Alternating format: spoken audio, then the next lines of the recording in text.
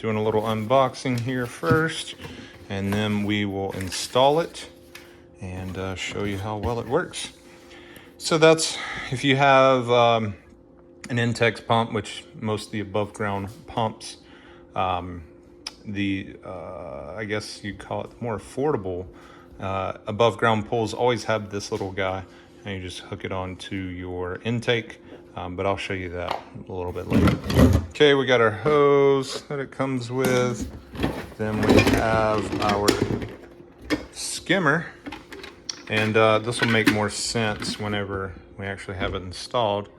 But that's your skimmer basket. That's what you're gonna pull out every time, and that's what it looks like on the inside.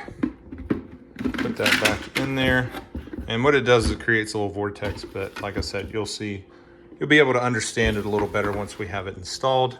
I've had one of these before on a previous pool that we had, and these are your connections, and I'll show a little installation. Part of this video is going to be kind of like an installation video as well, and then it in operation. But I know that these do a pretty good job because, like I said, I've had one before, and I will show you. If you just watch the rest of the video, I'll show you exactly how it works and how well it works. But that's kind of the unboxing. Let's go to installation and demonstration. All right, so this is our above ground pool. We have our pump on. Sorry if it's a little loud right now, but this is it. And as you can see, we have trees above us, so we're always getting leaves and everything else, especially when it storms, it gets pretty bad. But this is going to help tremendously with that. But what we're going to do, and I'll show you, we're going to take, it has two intakes. There's the other one down there. But we're going to take this intake off, and that's where we're going to hook it up, and it's going to attach right here. But I will show you more of that once we do it, and kind of an installation of everything. But let's go ahead and install it. All right, so the first thing you're going to do is go ahead and turn your pool pump off. And then you you have to kind of decide what type of pool you have. We have the metal frame, and this will work with three different types of pools. The metal frame, I think it's more of the latex side. Anyway, the blow up type on the side, and they also work with the bigger type that have the big metal sides. But for this video, we're going to be doing the metal frame. So what you're going to do, first things first, is grab your skimmer and your pipe, and then you're going to hook your pipe to the bottom. Now, it doesn't come with clamps, which is fine because I don't think it's going to be pulling that much pressure. And if the manufacturer didn't include clamps, and you probably don't need them, I'd feel more comfortable with them, but they didn't include it, so I'll trust what they're saying. Then you decide what kind of side that you have. So with the metal frame side, what we're going to do is go ahead and bring these screws all the way out, or not all the way out, but enough to clamp onto the side there, which we'll do in just a second. And then for this, we're going to need this other piece, and you just click that in there like that. Okay, and then once you connect it up, it's going to go into that like that, and then you get your piece here, and then we'll tighten it down, but I'll show you that in a second. So the next thing we're going to do is we're going to put it in the pool.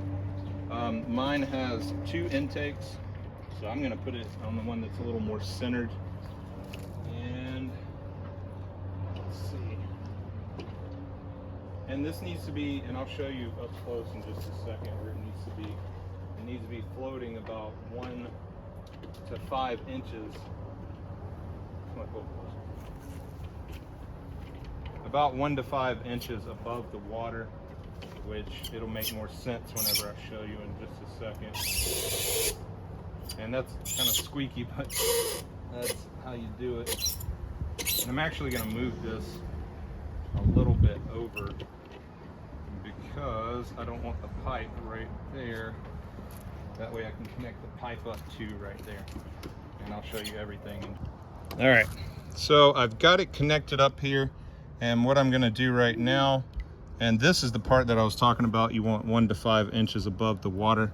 But what I'm doing right now is I'm going to put my piece on so it doesn't fall to the bottom. And I'm going to tighten it down. We're sitting at about, I'd say that's about 3 inches probably. So that's about perfect.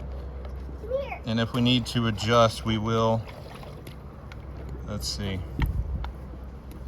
So I'm tightening that down right now. And then you want to tighten it when it's 3 to 5 inches. This takes a minute to tighten. But, okay. So we got that in there. And I may have to bring it up a little bit. That looks about 4 inches. But then we got our pipe. And what we're going to do next is disconnect that. And I'll show you that in just a second. So we pulled our intake piece out and it just screws right out like that. And then you don't really need this piece, but save it because you don't want to lose that in case you disconnect this. Next, we're going to take the piece that it came with and we're going to screw that right in there like that till it gets tight.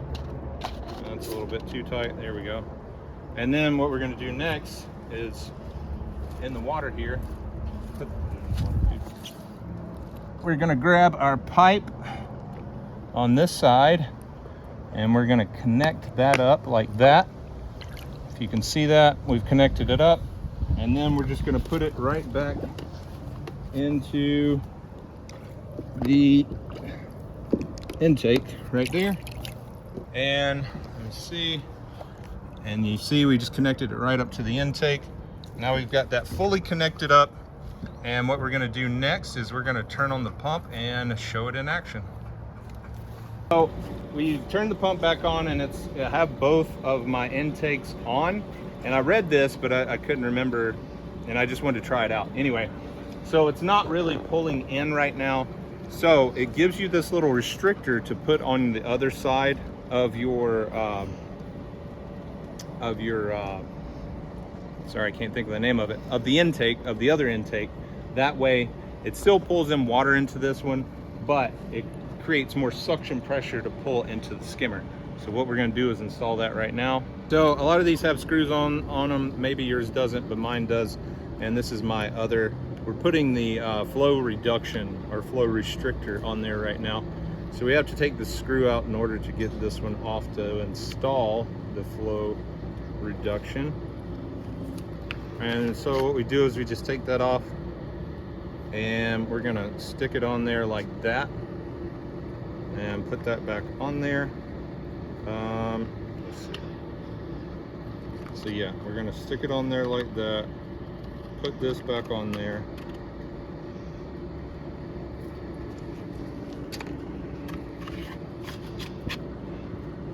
All right. Make sure that's lined up in there like that. I don't know if you can see that in there. And then we're just going to put this on, and that will cause our skimmer to, as you can see right now, both of our intakes are on and the skimmer's not really pulling in much. That's why we're putting this flow reduction on this side. But let me go ahead and install that, and then you will see that the skimmer starts really working a lot better. Okay, here's the skimmer in action once we put our flow reduction on there. And as you can see, I have it about 4 inches above the water, and it is pulling stuff in right now as we speak. It's actually pulling stuff from across the pool into there. And so it's doing an excellent job right now.